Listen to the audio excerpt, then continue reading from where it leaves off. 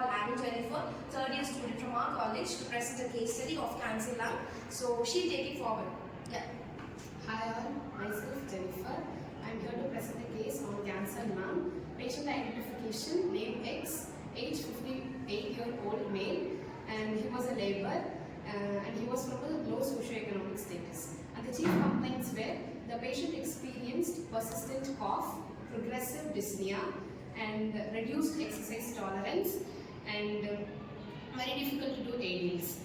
The present history: the patient was the patient was apparently normal 6 months ago, and he gradually progressed dyspnea and progressive significant weight loss and loss of appetite. After medical evaluations like imaging, biopsy, we came to a conclusion like the patient was diagnosed with right lung carcinoma. He was undergoing chemotherapy sessions and referred physiotherapy for breathlessness and deconditioning and reduced function capacities. Present history, past history: no diabetes, no tuberculosis, and no hypertension. And the patient has no surgeries, previous surgeries. Family history: no known history of malignancies in family members. Personal and social histories: the patient consumed alcohol occasionally, and he has a smoking habit for a year. He has chronic smoking for 25 packs per year. His diet was poor in protein and low calorie, and disturbed due to nocturnal coughing. What is nocturnal cough? Yes, as we all know, nocturnal is nothing but night time. So the cough which is occurring in night time is said to be as nocturnal cough. Yes.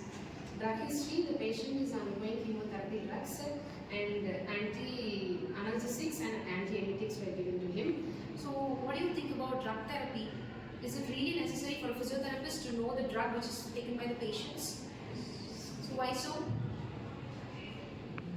know the side effects. Yes, to know the side effects as well as to know the effect of drug which is happening. Whereas some drugs will be effective during the daytime, whereas some drugs will be effective during night time. Some drugs will make the patient really drowsy. So in order to know the drowsiness or the drugs which is being taken by the patient, so that we can allocate the time of the treatment of the therapy to be given to the patients. That is why it is important for the physiotherapist to know the drugs which is taken by the patient.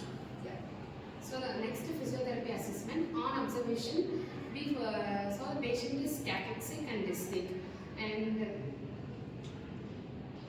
forward leaning posture was noted, and chest expansion on the right side is decreased.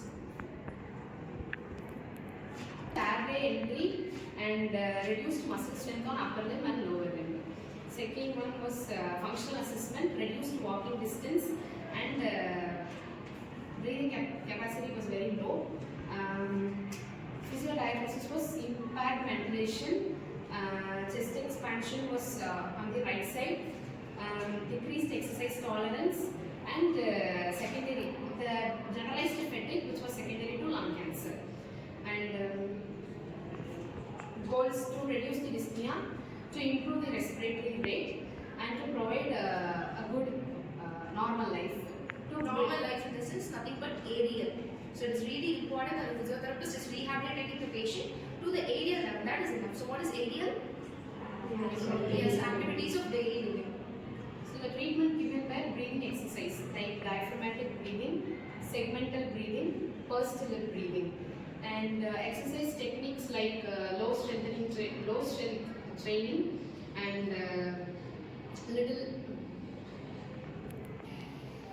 airway clearance techniques like active cycle breathing techniques, huffing techniques. And patient education was really important on this session. We educated patient on posture education and breathing